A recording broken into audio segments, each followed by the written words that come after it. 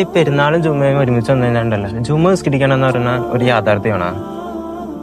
പെരുന്നാളും ജുമയും കൂടെ ഒരുമിച്ച് വന്നാല് ജുമ നിസ്കരിക്കണോ വേണ്ടേ എന്നുള്ളതാണ് അല്ലേ? അതെ.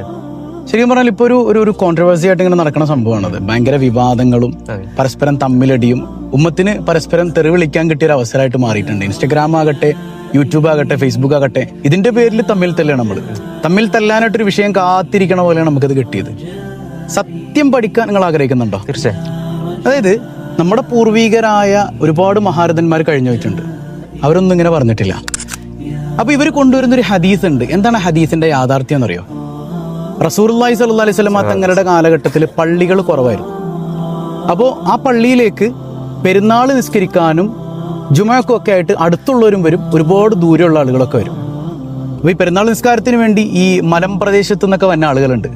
അവർ പെരുന്നാൾ നിസ്കാരം കഴിഞ്ഞ് വീട്ടിലേക്ക് തിരിച്ചെത്തിയിട്ട് പിന്നെ ജുമയൊക്കെ എത്തൽ അവർക്ക് ഭയങ്കര പാടാണ്. അങ്ങനെയുള്ളവരോട് നബിതങ്ങൾ പറഞ്ഞാണ്, നിങ്ങൾ ജുമ നിർബന്ധമില്ലാത്ത ആളുകളല്ലേ, അതുകൊണ്ട് നിങ്ങൾ ജുമ നിസ്കരിക്കണ്ട. അതായത് പെരുന്നാളും വെള്ളിയാഴ്ചയും കൂടെ ഒരുമിച്ച് വന്നാൽ നിങ്ങൾ പെരുന്നാൾ നിസ്കരിച്ചിട്ട് പോയിക്കോ, നിങ്ങൾ ജുമ നിസ്കരിക്കണ്ട. മൊത്തത്തിലുള്ളൊരു നിയമമല്ല അത്. ദൂരെ പള്ളിയിലേക്ക് എത്താൻ പറ്റാത്ത ആളുകൾക്ക് കൊടുത്തൊരു ഇളവാണത്.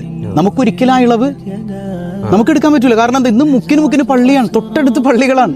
നമുക്ക് പെരുന്നാൾ നിസ്കാരം സുന്നത്താണ്, ജുമാ നിസ്കാരം നിർബന്ധമാണ്. അപ്പൊ യഥാർത്ഥത്തിൽ ഇതിന്റെ പിന്നിൽ ഒരുപാട് തെറ്റിദ്ധരിപ്പിക്കലുകളുണ്ട്. അതൊക്കെ മാറ്റി വെച്ചിട്ട് അള്ളാഹ്ക്ക് വേണ്ടി നിസ്കരിക്കുന്നത് എന്തിനാണ്? ഇതിന്റെ പേരിൽ നിസ്കരിക്കാതിരിക്കാൻ വേണ്ടിയിട്ട് ഒരു ഷണ്ട കൂടുന്നത് എന്തിനാണ്? അള്ളാഹ്ക്ക് വേണ്ടി നിസ്കരിക്കട്ടെ എല്ലാവരും, ഇല്ലേ? നല്ല മനസ്സോടുകൂടെ എല്ലാവരും അത് അക്സെപ്റ്റ് ചെയ്യട്ടെ. അങ്ങനെയല്ലേ വേണ്ടത്? ഇൻഷാ അല്ലാഹ്.